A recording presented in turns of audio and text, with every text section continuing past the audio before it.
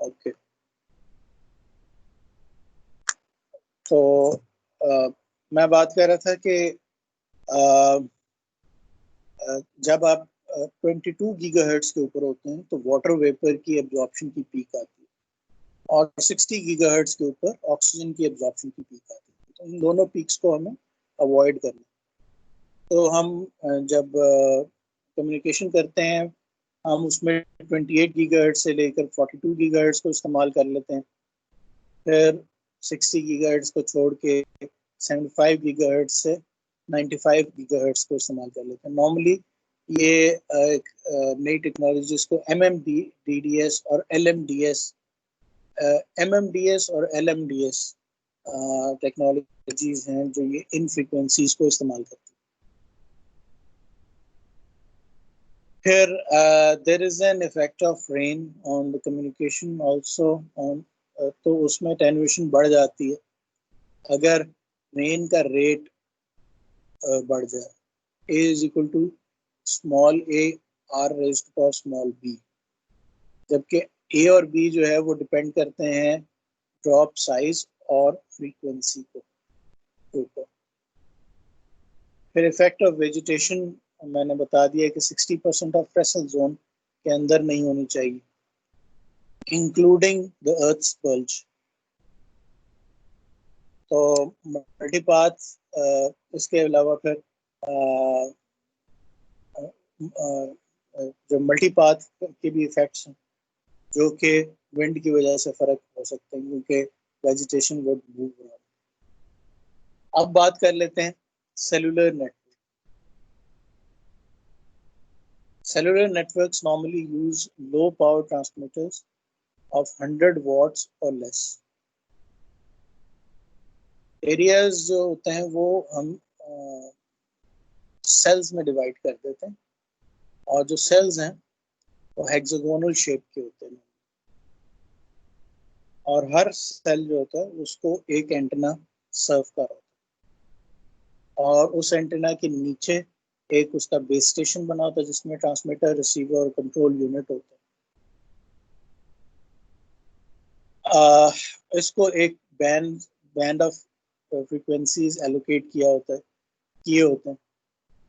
Let's see के उसको हम कैसे हैंडल कर सकते हैं। आप एक डायग्राम देखेंगे स्लाइड नंबर 43 पे, जिसके अंदर वो शो किया जा रहा है कि हेक्सागोनल जो शेप है उसको क्यों इस्तेमाल किया जाता है। इसकी वजह ये है कि एक सेल के सेंटर से जहाँ पर एंटेना लगा हुआ है उसके एडजेसेंट जितने भी एंटेनाज हैं, जितने भी सेल्स हैं, उनके एंटेनाज तक का जो डिस्टेंस है वो बराबर रहेगा। इसको नॉर्मली स्मॉल डी से रिप्रेजेंट किया जाता है, और एक सेल का जो है रेडियस उसको कैपिटल आर से रिप्रेजेंट करता है। वो हेक्सागोनल के सेल के सेंटर से लेकर किसी एक कॉर्नर तक का डिस्टेंस है। इसके अंदर फ्रीक्वेंसी रीयूज को इस्तेमाल किया जाता है। फ्रीक्वेंसी रीयूज का मतलब ये है कि एक आपके पास सेट ऑफ फ्रीक्वेंसीज है जो कि आपने हासिल किया होता है as a company from your regulatory authority. अब इस रेगुलेटरी अथॉरिटी से जो आपने फ्रीक्वेंसी का एक रेंज आपने हासिल की हुई है, इसके अलावा आप कोई और फ्रीक्वेंसी नहीं इस्तेमाल कर सकते। तो इसी फ्रीक्वेंसी बैंड को आपने मैक्सिमम बेहतरीन अंदाज में इस्तेमाल करना। तो एक सेल को नॉर्मली 10 से लेकर 50 फ्रीक्वेंसीज एलोकेट की जाती है। ये मैं इस वक्त बात कर रहा हूँ एम्प्स की या 1G की। ये जो एग्जांपल दी गई है, बेसिकली ये जो आज का टॉपिक है, इसके लिए मैंने विलियम स्टॉलिंग्स की वायरलेस कम्युनिकेशन की बुक को रेफर किया। वो बुक भी मैं आपके साथ शेयर कर लूँगा। मुझे सॉफ्ट कॉपी भी एक स्टूडेंट ने, जावेद ने मुझे भेज दी है, दैट इज गुड इनफ, वो मैं पूरी क्लास के साथ शेयर कर लेता हूँ। तो इसके अंदर फ्रीक्वेंसी रीयूज है, और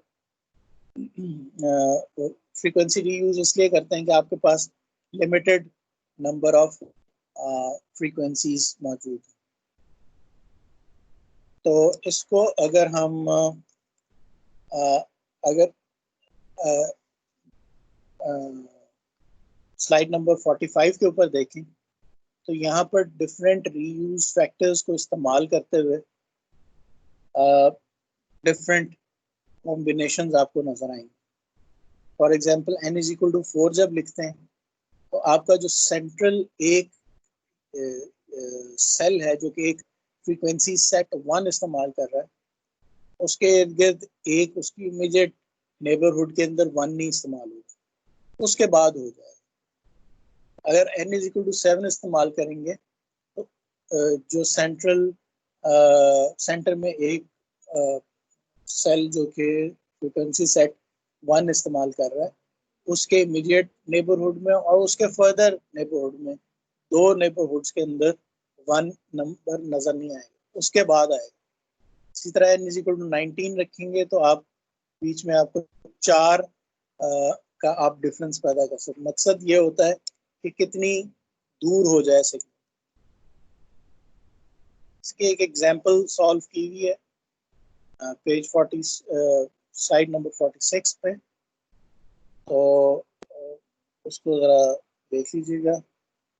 इसमें k की वैल्यू एक इमेजिन की हुई है which is 395, which is the total number of frequency channels that are available.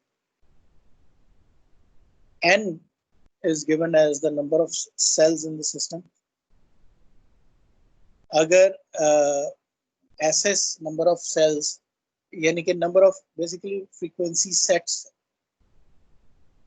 if there are 7 frequency sets तो 7 पे डिवाइड करना पड़ेगा 395 को। तो जब डिवाइड करेंगे तो आपके पास 57 फ्रीक्वेंसीज पर सेल आ जाएगी।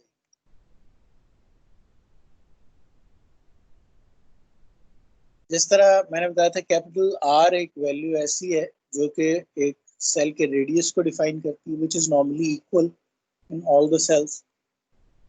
फिर स्मॉल d की बात की थी, which is the distance between the centers of two adjacent cells, and capital D is the minimum distance between the centers of cells that use the same band of frequencies. यानी कि जो same frequencies इस्तेमाल करने वाले दो sales हैं, जैसे कि पीछे मैंने आपको डायग्राम में दिखाया था, जब n is equal to 4 है तो एडजेसेंट जो सेल्स हैं या जो बिल्कुल साथ जुड़े हुए जितने भी सेल्स जो नेबरहुड में आते हैं वो वाली पर्टिकुलर फ्रीक्वेंसी सेट इस्तेमाल नहीं करते, उसके बाद वाले करते हैं। तो इसको अगर आप कैलकुलेट करें तो small d would be equal to √3 into capital R। ये बेसिकली ट्रिग्नोमेट्री से ही कैलकुलेट किया। फिर एक बात ये है कि n की वैल्यू जो है ना वो i² plus j² plus ij के बराबर ही होगी, और i और j जो है ना ये होल नंबर्स हैं 0 1 2 3 4। तो पर्टिकुलर वैल्यूज ऑफ n जो हमारे पास निकलती है जो कि पॉसिबल वैल्यूज हैं, those are 1 3 4 7 9 12 13 16। तो अगर कैपिटल D को इनके साथ रिलेट करें तो capital D over capital R is equal to √3n, and capital D over small d is equal to √n।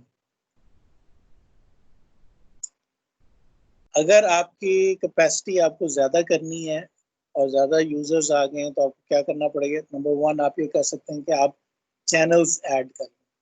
Number 2 आप ये कर सकते हैं कि फ्रीक्वेंसी बोरो कर लें।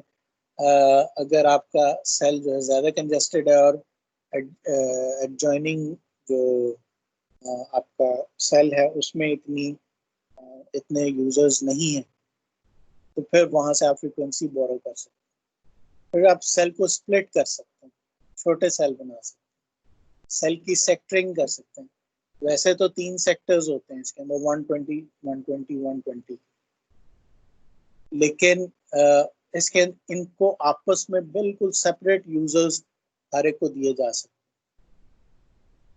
फिर आप माइक्रो सेल्स डिफाइन कर सकते हैं। इसमें एक एग्जांपल, इन बिल्डिंग, यानी कि बिल्डिंग के अंदर आप एक अलग से एंटेना लगा सकते हैं, मल्टीपल एंटेनास लगा सकते हैं ऑन ईच फ्लोर ऑल्सो।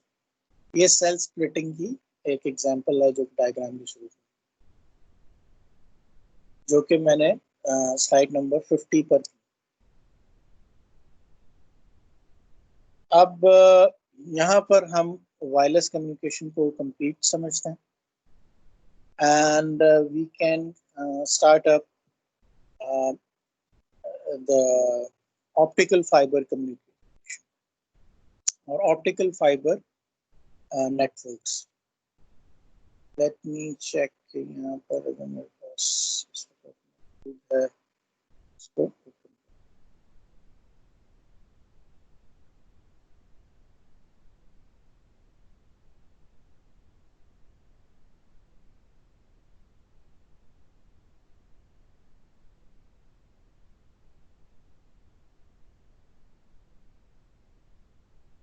अब आप ये प्रेजेंटेशन देख पाएंगे, देख पा रहे हैं?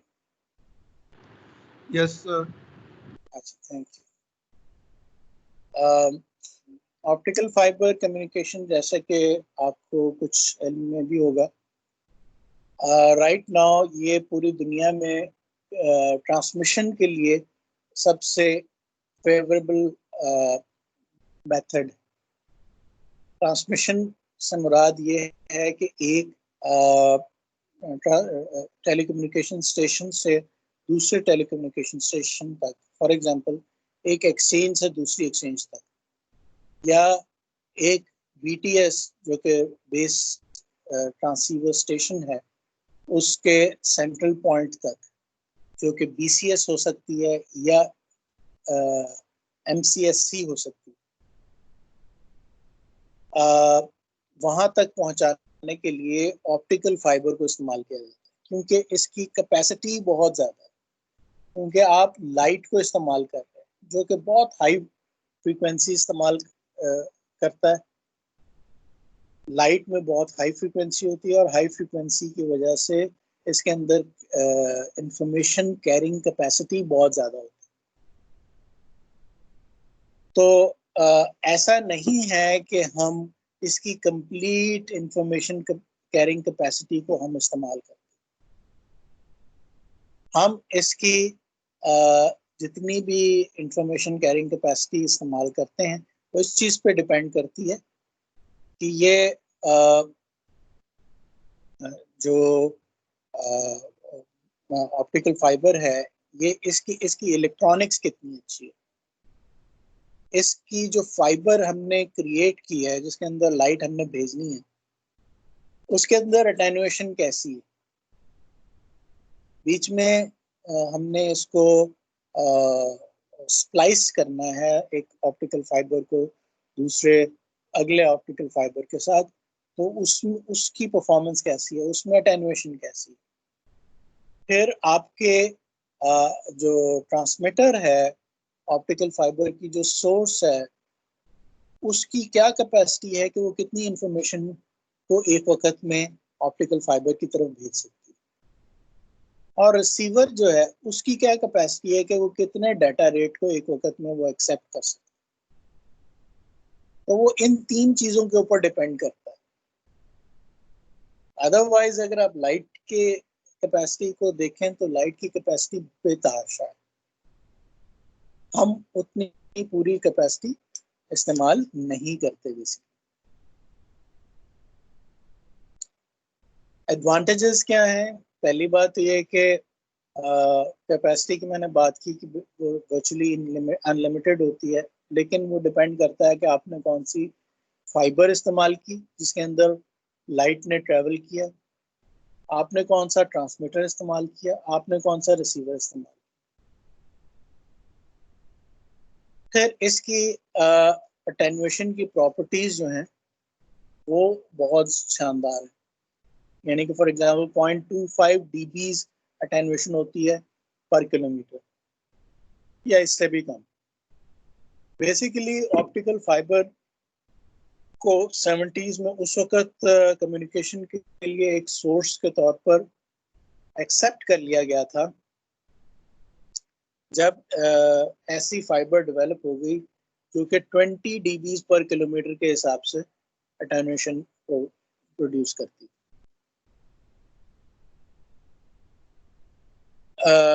अच्छा, फिर इसके अंदर एक जो बड़ा फायदा है कोएक्सियल केबल के मुकाबले में वो ये कि इसके अंदर किसी किस्म की इक्वलाइजेशन की जरूरत नहीं।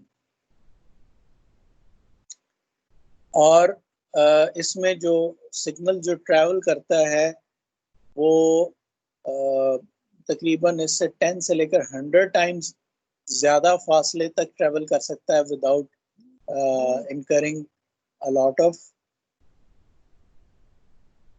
what do you call it, errors। यानी उतने ही एरर्स प्रोड्यूस करते हुए वो 100 टाइम्स मोर डिस्टेंस कवर कर सकता है ऑप्टिकल फाइबर पे as compare to coaxial cable.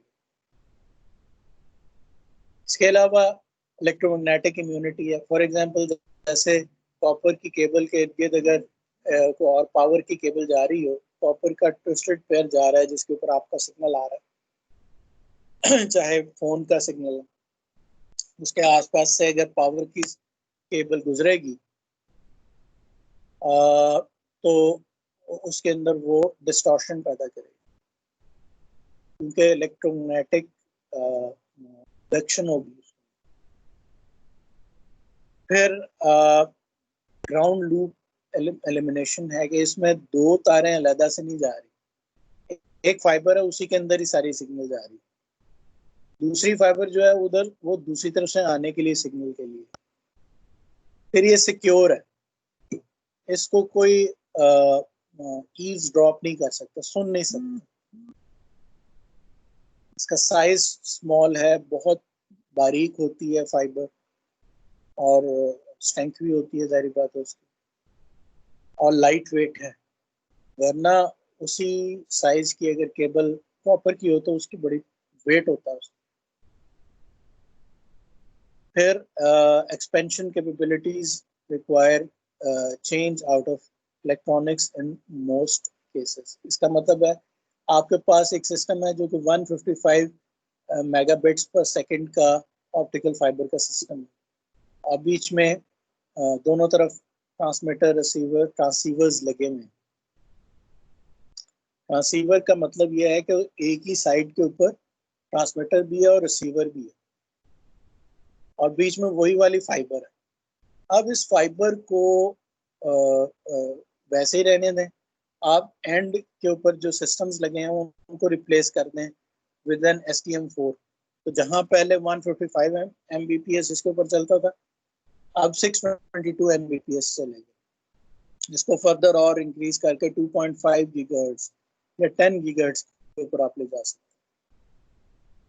फिर इसमें लाइसेंसिंग नहीं रिक्वायर्ड जैसा कि वायरलेस सिस्टम्स के अंदर रिक्वायर्ड है।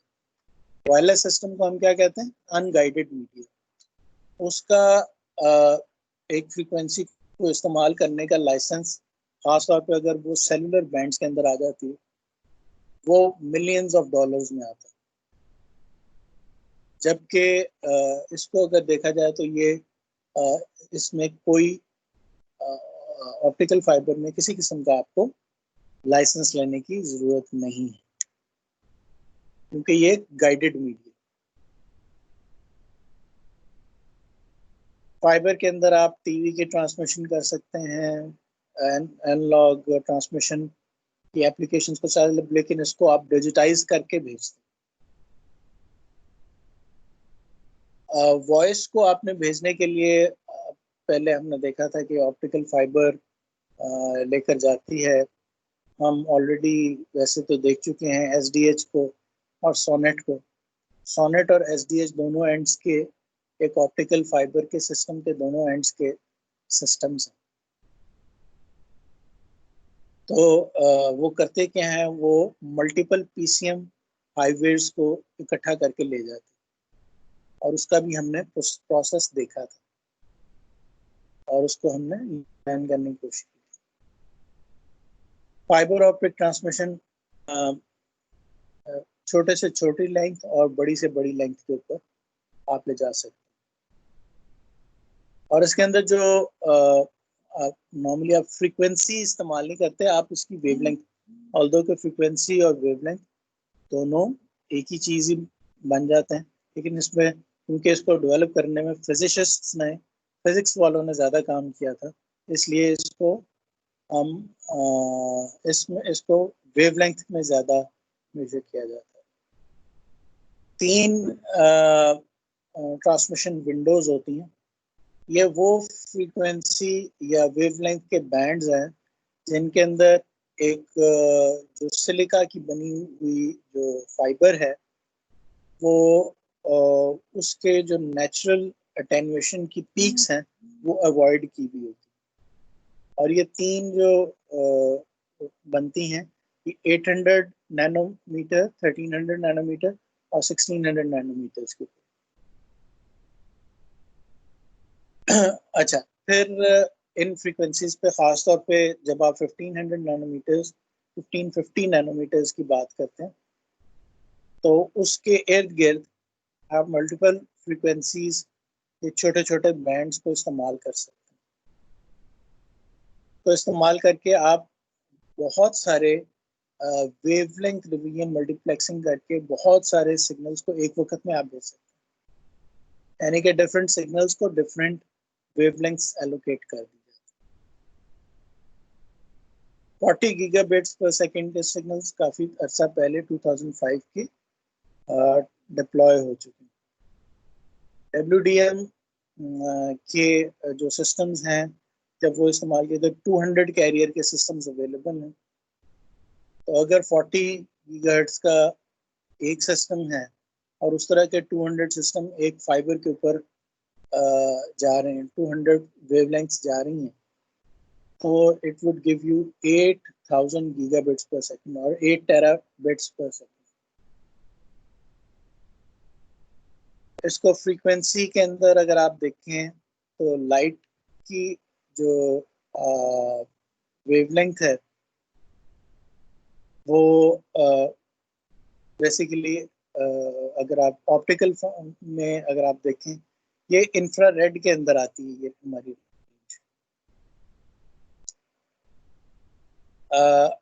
और ये टेराहर्ट्ज के अंदर ये रेंज बन जाती है। ये एक फ्रीक्वेंसी स्पेक्ट्रम 300 मेगाहर्ट्ज से ऊपर का दिया हुआ है। इसके अंदर आपको ऑप्टिकल रेंज भी नजर आ जाएगी, विजिबल रेंज एंड पे आपको नजर आ रही, वो बेसिकली 400 नैनोमीटर से लेकर 700 नैनोमीटर तक विजिबल रेंज। उससे पीछे पीछे की जो रेंज है ना, यानी कि 800 नैनोमीटर्स, 1310 नैनोमीटर्स, 1550 नैनोमीटर, ये बेसिकली इंफ्रारेड रेंज है जो कि ऑप्टिकल फाइबर की कम्युनिकेशन के लिए इस्तेमाल होती है। इसका मतलब है कि जो ऑप्टिकल फाइबर की जितनी भी कम्युनिकेशन होती है, वो उसमें जो लाइट इस्तेमाल हो रही है वो लेजर्स होंगे या एलईडी से एक आप फोटॉन्स बना के उसमें भेज रहे हैं, लेकिन वो विजिबल लाइट के अंदर शामिल नहीं।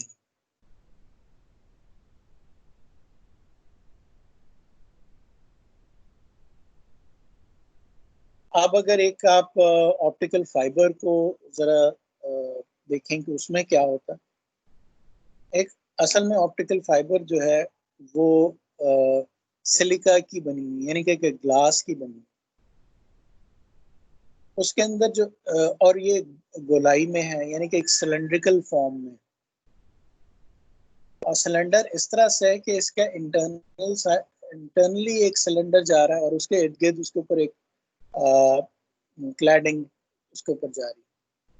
बेसिकली दोनों एक ही मटेरियल के हैं, लेकिन अंदर वाले साइड के ऊपर जिसको हम कोर कहते हैं, एक खास किस्म की ऐसी ड्रोपिंग की होती है उसको बनाते हुए कि उसकी रिफ्रैक्टिव इंडेक्स जो है ना वो बढ़ जाता है, और जो उसके इर्द गिर्द की जो क्लैडिंग है उसके कोर के रेडियस के बाद क्लैडिंग स्टार्ट होती है। और उसको कैसे क्रिएट किया जाता है कि जब उसको बना रहे होते हैं तो उसके अंदर हम एक किसी और मटेरियल की डोपिंग कर देते हैं, जिससे उसका रिफ्रैक्टिव इंडेक्स कम हो जाता है। तो ये जो difference between two refractive indexes हैं, this determines and this makes an optical fibre. वजह उसकी ये कि ये जो दोनों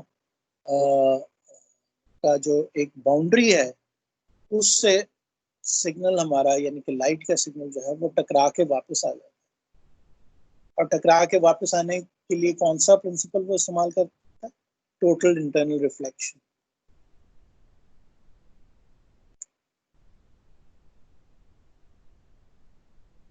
और कोशिश ये की जाती है कि सारी के सारे जो सिग्नल है वो उसके अंदर रह जाए। और ये तभी हो सकता है जब क्रिटिकल एंगल से बड़ा एंगल होता है हमारे इनपुट सिग्नल का, इनकमिंग रे ऑफ लाइट। एक अगर क्रिटिकल एंगल के ऊपर आएगा तो फिर अलोंग द बाउंड्री जो है लाइट रिफ्रैक्ट होकर चली जाएगी। लेकिन जैसे ही उससे एंगल बढ़ेगा तो ये एंगल किससे हम ले रहे होते हैं? नॉर्मल से।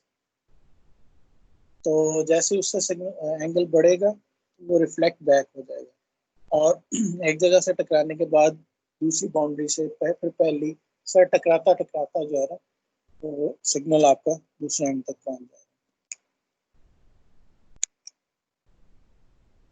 यहाँ आप देख सकते हैं कि ये कोर मैंने शो कर दी, क्लैडिंग शो कर दी, इसके इर्द गिर्द एक ओपैक शीट होती है। अगर सिग्नल क्लैडिंग के अंदर चला गया और उस जाहिर बात है क्लैडिंग के अंदर चांस है कि वो वापस किसी वक्त कोर के अंदर दाखिल हो जाए अगर फाइबर मुड़ती हुई चली जा रही है। लेकिन अगर वो क्लैडिंग के अंदर ही रहता है तो आफ्टर ऑल वो ओपैक शीट के अंदर जाके वो फोटॉन्स और वो जो लाइट की का जो सिग्नल है वो एब्जॉर्ब हो जाएगा और वो अटेन्यूएशन की सूरत में हमें नजर आएगा। यहाँ पे हम टोटल इंटरनल रिफ्लेक्शन को डिफाइन कर रहे हैं। ये आप ऑलरेडी एक मरतबा पढ़ चुके हैं। जरूरी इसमें बात यह है कि नीचे जो N1 शो किया जा रहा है, this is the refractive index of the core, and N2 is the refractive index of the cladding. अगर ए पार्ट में हमने जो एंगल लिया है नॉर्मल के साथ वो क्रिटिकल एंगल से छोटा है, इस वजह से सिग्नल जो है वो रिफ्लेक्ट कर गया इनटू आवर क्लैडिंग। और जबकि बी पार्ट के अंदर सिग्नल है it is moving along the boundary. ये इस वजह से क्योंकि आपका जो इनपुट सिग्नल है वो क्रिटिकल एंगल के ऊपर आके टकरा रहा है इस बाउंड्री। सी पार्ट में आपने एंगल वो लिया है जो कि इस इंसिडेंट रे जो इंसिडेंट रे का जो एंगल है वो क्रिटिकल एंगल से बड़ा है। बड़ा होने की वजह से ये जो सिग्नल है आपका ये रिफ्लेक्ट बैक कर गया विद इन द कोर। तो इससे हमें ये पता चला कि हमारे जो कम्युनिकेशन होती है, जो सिग्नल जो मूव करता है वो कोर के अंदर मूव करता है। कभी कभी कुछ पोर्शन उसका क्लैडिंग में भी जा सकता है, लेकिन मोस्टली वो कोर के अंदर ही मूव करता है। कोर का रिफ्रैक्टिव इंडेक्स ज्यादा है और क्लैडिंग का रिफ्रैक्टिव इंडेक्स। एक और बहुत अहम चीज जो इसमें देखी जाती है that is the normalised frequency, जिसको कि हम निकालते हैं v के तौर पे उसको शो करते हैं 2 pi a over lambda into under root n1 square minus n2 square. इसमें a जो है it is the physical core radius. दो किस्म की ऑप्टिकल फाइबर,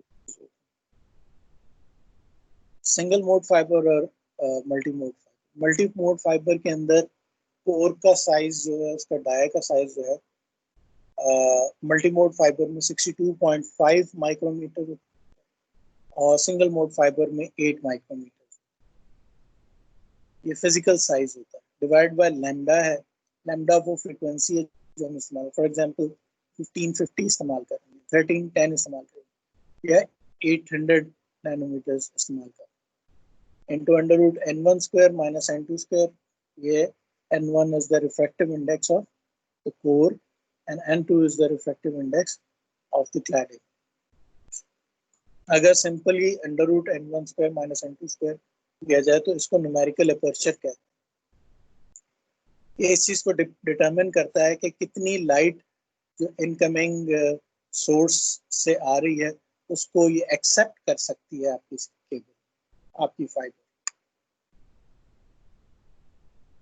अच्छा, ये जो वैल्यू नॉर्मलाइज्ड फ्रीक्वेंसी की आई है v, ये इस चीज को डिटरमिन करती है कि आपका जो ऑप्टिकल फाइबर है ये कितने मोड्स को ये एक्सेप्ट कर सकता है।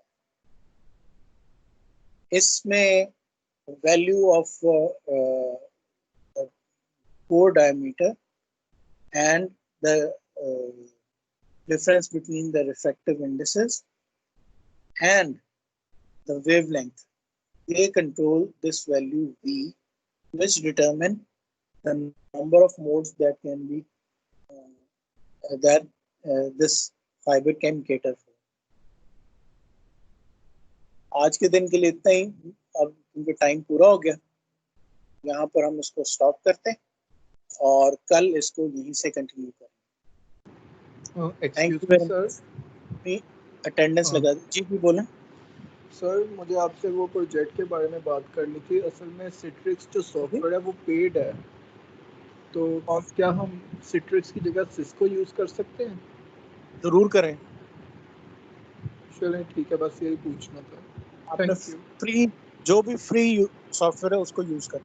तो सब लोगों के लिए प्लीज इसको समझ लें, जरूरी नहीं सिट्रिक्स यूज करना है, आपने वो सॉफ्टवेयर इस्तेमाल करना है जो फ्री हो। Okay, thank you sir. मैंने ये पूछना था, जैसे अब टेलीकॉम वाले हैं उनको तो थोड़ी ग्रिप है इन वाले सॉफ्टवेयर पे, लेकिन हम जो ट्रिपल ई वाले हैं हमने तो बिल्कुल कभी ये सॉफ्टवेयर यूज़ नहीं किए। तो उन्होंने भी यूज नहीं किया, फिक्र ना करें। तो हम इससे फिर ट्यूटोरियल्स वगैरह इसके देखने पड़ेंगे क्या डायरेक्टली? तो बिल्कुल देखें। तो सर करना फिर क्या, आपने एक पीबीएक्स क्रिएट करनी है, यानी कि 3 टेलीफोन लाइंस हैं, वो आपस में वॉइस ओवर आईपी पे कम्युनिकेट करते हैं। और अगर वो चाहें तो उनके साथ अगर कनेक्टेड है कोई टेलीफोन की लाइन, तो उसके ऊपर वो एक वक्त में उसको एज अ ट्रंक इस्तेमाल कर सके।